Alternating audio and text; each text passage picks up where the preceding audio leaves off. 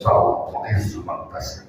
Tapi kalau imannya rendah, hilang, gak mau lagi dia mencari ilmu, bahkan juga dia merasa pintar sendiri, ya, ngikutin hawa nafsu, maka bisa jadi tuzillu mantas, dihinain sama Allah. Masya Allah. Maka itu penting untuk diketahui oleh kita. Saudara, di dalam syarah kitab Hikam itu pernah dikutip oleh Al-Imam, ya, Ibnu Athaillah As-Sakandari rahimahullah ta'ala, ya, dalam syarah kitab itu bahwa Allah kalau menghendaki kemuliaan kepada hamba-Nya, maka catatannya bisa kita dengar di sini. Saya bacakan isi kitabnya.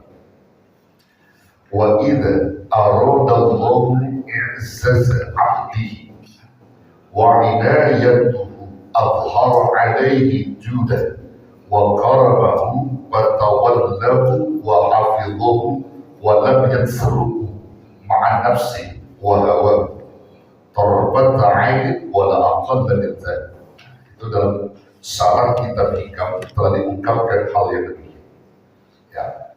Wa idza aradallahu i'zaz 'abdihi, dan apabila Allah menghendaki kemuliaan kepada hamba-Nya, wa inayatuhu, dan Allah menolong hamba-Nya itu, adhara 'alaihi judahu, serta Allah tampakkan kepadanya judahu, akan anugerahnya. Jadi Allah berikan kemuliaan, keanugerahan kepada hamba yang dikehendaki Allah itu akan kemuliaan. Wa karamahu, serta Allah memuliakannya.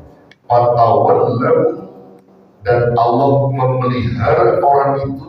Wa hafidhahu, dan menjaga orang itu. Wa lam yansuk ma'a nafsihi wa hawa, dan Allah tidak membiarkannya orang itu mengikuti hawa nafsunya. Tarbata'in, walau sekejap mata, wala aqalla min dzalik, dan tidak dikurangi sedikitnya demikian itu. Artinya tidak berkurang sedikit pun pada apa yang diberikan Allah Subhanahu wa taala kepada orang-orang yang dikehendaki mulia Allah. Ini jadi Pak. Jadi Allah kalau mau menghendaki kemuliaan itu, orang tadi dibantu Allah, ditolong Allah, dijaga Allah, apalagi itu, dipelihara oleh Allah. Bahkan Allah tidak tinggal diam, tidak meninggalkan dia, tidak untuk mengikuti hawa nafsu. Jadi justru orang itu dicegah oleh Allah, jangan kau ikuti hawa nafsu. Jadi ikuti keimanan itu. Jadi nafsunya itu dijaga Allah. Masya Allah. Itu kalau orang lagi dimuliakan oleh Allah, Allah sayang sama dia. Kenapa? Karena umumnya banyak manusia yang jatuh karena ikutin hawa nafsu. Dalam Quran sudah jelas, ya. Dalam Quran sudah jelas bahwa nafsu manusia itu selalu cenderung mengajak dan menyuruh manusia untuk berbuat jahat. Ya. Selalu berbuat jahat dan selalu berbuat kesalahan. Ya. Inna nafsa la'ammaratun bisu illa ma rahima rabbi inna rabbi ghafur. Sesungguhnya nafsu itu selalu menyuruh manusia untuk berbuat jahat, kecuali nafsu-nafsu yang dirahmati oleh Allah. Itu disebut dengan nafsunya Nabi Allah Yusuf alaihissalam. Umumnya nafsu itu cenderung berbuat jahat. Nah, ketika manusia dimuliakan sama Allah, Allah tidak biarkan orang itu ikuti nafsunya. Contoh nih, antum datang malam ini Allah lagi larang antum ikuti nafsu. Jadi nafsu antum itu dijaga, diarahkan. Ada malam taklim, malam berdoa, datang ke tahu. Nafsu antum yang tadi pengen nonton bola, antum hilangin di malam taklim, datang ke mana? Dijaga. Antum semua dimuliakan sama Allah. Orang-orang dimuliakan. Artinya antum semakin tekun, Pak. Yang semakin tekun pada kebaikan-kebaikan. Karena Allah Subhanahu wa taala jagain antum supaya kemuliaan antum itu tetap langgeng. Karena kalau orang ikutin nafsu kagak ada habisnya, yang ada bisa luntur. Nggak peduli dia orang soleh, dia orang salah, ya. kalau orang itu ikuti nafsu pasti jatuh. Itu dari pasti jatuh. Nah, saudara yang dirahmati Allah, kita lihat. Karena di dalam keterangan tafsir Sawi itu diuraikan dalam kitab tafsir Sawi, fa inna lil insani thalathatu asya'a. Sesungguhnya bagi manusia itu ada 3 kekuatan. Jadi punya 3 kekuatan. Manusia itu punya tiga kekuatan. Ini 4 ya, bukan 3 kekuatan. Apa itu? Yang pertama disebutkan dalam tafsir Sawi itu adalah kekuatan syahwati, kekuatan syahwat. Yang kedua, wa quwwatan ghadabiyah, kekuatan amarah. Yang ketiga, wa quwwatan aqliyah, kekuatan akal.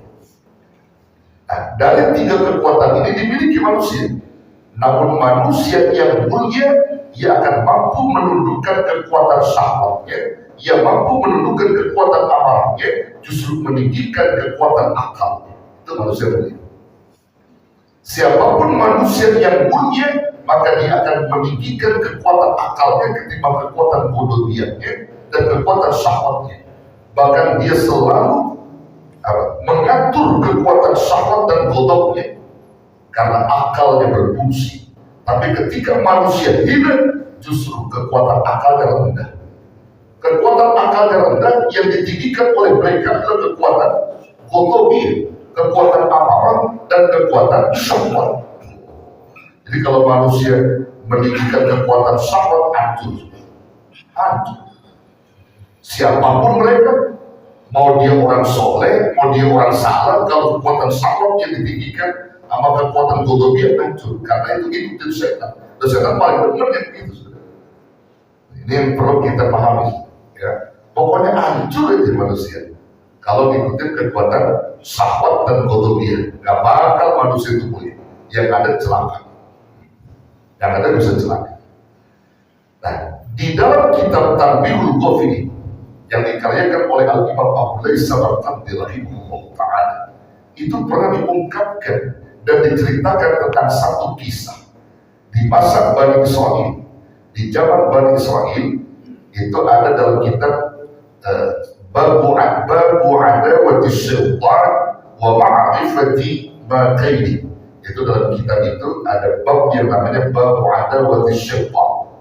Ya, itu diceritakan tentang kisah seorang, kalau kita bilang bukan ulama ya, seorang ahli ibadah.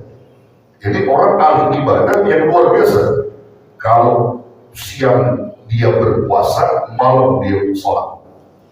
Zikir wiridnya luar biasa. Ini orang ahli ibadah, soleh ahli ibadah. Dan karena dia wiridnya bagus, wiridnya selalu didengar oleh Allah, zikirnya, ibadah malamnya, puasanya, masya. Lalu dia membuka pengobatan. Tabib. Dia seorang tabib, ya tabib. Jadi